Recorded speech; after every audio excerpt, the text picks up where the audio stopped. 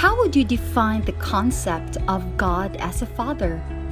What sets him apart from an earthly father figure?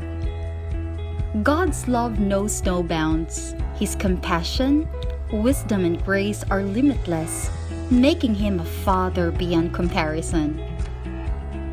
Believing in God as a loving father expands our capacity to love and extends compassion to others. It provides guidance and reassurance during life's challenges, inspiring acts of kindness and forgiveness. Does the concept of God as a father perpetuate patriarchal norms? Are there alternative metaphors that can describe the divine relationship? Are there alternative metaphors that can describe the divine relationship?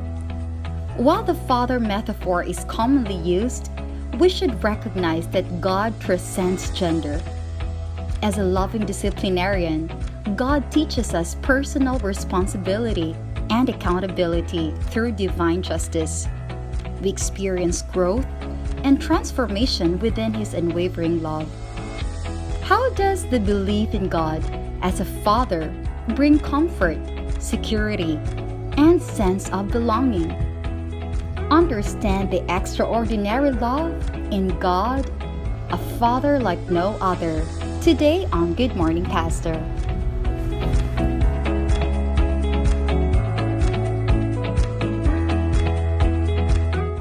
A father like no other. Morning karon ang atong topic mga kapaglaom. Kauban ang atong Education Director of South Philippine Union Conference, Dr. Alevir Pido. Doc, good morning. Magandang morning, Char. Yes, the power of women karon para sa men, di ba? Yes. All right, we're celebrating this weekend our Father's Day, and for that mga kapaglaom, amo kamong ang yun, yung makig-uban ka namo samtang kita maghisgot sa atong amahang langit no, na ang atong hisgutan karon Dok, kung moingon ta the concept of a father, unsay pasabot ani Dok, are there definitions or maybe more explanations nganong kani nga ang atong gihunahuna ang atong Ginoo mo'y atong amahan? Okay. I think when kana siya is something to do with patriarchy, no? Patriarchal ta.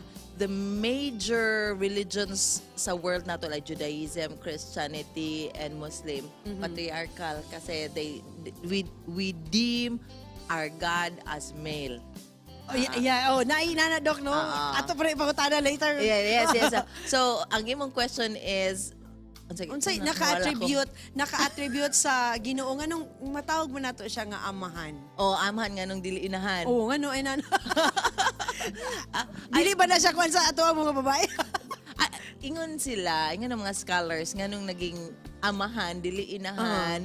Ang concept sa God is I think tungod kay nag-portray bitaw sa Bible nga for example si Adam was man. And he even had dominion over the animals even before the woman. So ang Ginoo lalaki gyud nga. Murag nga na so nahimong concept jud nato ang Ginoo as man, patriarchal.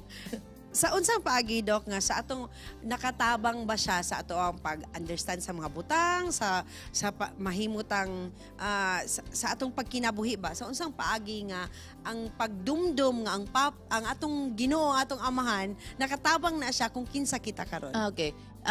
Gender roles. I have no problem with gender roles. While others would seem nga na problema ng gender roles. Ako, it's very important for me nga knowing nga I have a amahan and ang roles akong amahan is to make sure that I'm protected, I'm secured, I'm provided. Man yung stereotyping, di ba nato? Yes. So, for me, thinking nga I have an amahan sa langit and this is also my concept of him and his role that is omnipotent, he's all-powerful, he's all-knowing, he's ever-present, and He's very generous. So kumbaga Doc, when we understand the things that are happening around us, makaingon ta nga ang akong amahan nagtanaw sa kuan, diniligi ko niya pasagdan mo Doc, no? Kasi ang atong relationship diri manggod sa kalibutan is a reflection of how God would like to convey that type of relationship they have also. So, mirror siya. when ato na isgutan ka ganina Doc nga naamay giingon ko karon nga gender equality. And then murag mao ni sa ang ginakuan nga kung maingon tag ang amahan lalaki ang Ginoo lalaki wala ba na siya unsay kuan na Doc when you say biblical implications wala ba na siya naghatag unsa ba mahitabo nga mga metaphors or maybe discussion about ani sa Bible? Okay. Kini bitong God being man or woman, tapos there are others who would consider God argue nga. na as Okay, babae po non-gender. Okay, Ayan, non-gender. para equality. Ako, as I've said, I have no problem with the patriarchal, like thinking, considering God really, believing God as like male for mo lang his dito Yes, na patriarchal man kay ta Ang earth da ka her. Di ba Mother Earth? and the school her bitaw anyway kining to me naging problematic man gud ng inequality or kanang question on gender roles kay tungod kanang when women are deprived Of their rights. yes, of their rights and the violence. Kasi sometimes daw, mo nang shaded siya with negativity because kining ang kita ang stereotyping ba that the man has to provide on his own kana daw nga pressure results sometimes to violence. Kana bitaw because that type daw of pressure mo daw nang na ay shaded siya with negativity. But however, if we look at God as a God ngayon gani nga, if your father who are evil, meaning nature sa man nga evil tendencies would give you good gifts, unsa na lang ka daw ang Ginoo. So we have to think of it that way.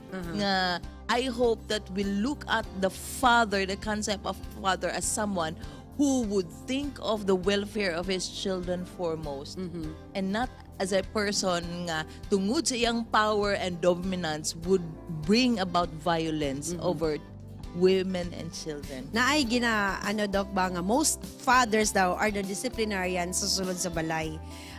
Makaingon ba punta Doc nga inani pud ang Ginoo as our father nga mohatag siya punishment, mohatag siya og mga atong mga consequences sa atong mga circumstances sa atong kinabuhi? Inani ba pud ang atong amahang langit nun? In the first place, nothing bad comes out something good. If he's good, dili jud na nature niya mo himog I agree. bad. So we should never say nga kana siya gibunalan kas Ginoo, gipasakitan kas Ginoo. That's wrong. However, God would allow. That's our mindset. That's our understanding, right? But why would God allow things nga which sa atong pananaw is punitive ba or disciplinary in nature?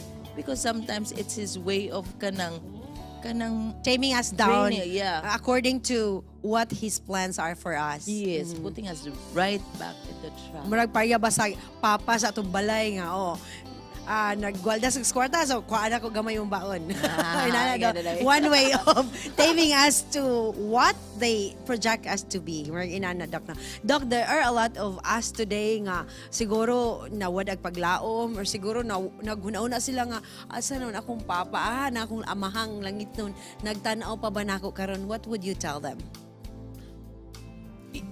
Sometimes it takes you to go down to rock bottom to really understand the importance of God and knowing that His Father. Let me just tell you this. One of my rock bottom katong nagkasakit si Pastor Roxy, wala ko nakasabot na on sa direction ato nga time. The comfort I had in that CR, kaysa CR naman dito maghilak na Yes, war room. natay patient. Dito, I would imagine nga ang Ginoo, the Father is seated like this and then ako naghalug ko siyang tiil. Ay, diri bitaw. If you're wrote down, to me, why would I think of it as a comfort, kana nga imagination? Because I find God as a stronghold, as an anchor. When everything is shaking, you need to hold on to something. And that is what God the Father is to me, through the grace of Jesus Christ. So, sa ako alang pag nagkamali ko charm, labi nag big time atong sala. Yeah. Oo. For as long as my father forgives me or forgave me past tense, and of course my mother, I would not mind what others would say for as long as I'm forgiven. So that's how big deal kanang presence of father. So he's really a source of peace, our comfort, our strength. Alright. Wow, that is reassuring us mga kapaglaom nga bisan unsa pa man ang atong naagian, mga sala nga atong na-commit sa atong mga kinabuhi. As long as ingon pa ni Doc B maka-forgive ang atong amahan, especially ang atong amahang lang ito na forgive ganita sa atong papa diri sa yuta. How much more sa amahan nato na nasa langit nga all the time gagakos gyud sa ato o gasapnay sa ato sa matag adlaw. So that is an assurance mga kapaglaom that no matter what, God will always be our Father that will forgive us. God that will give us strength and give us guidance sa kalibutan.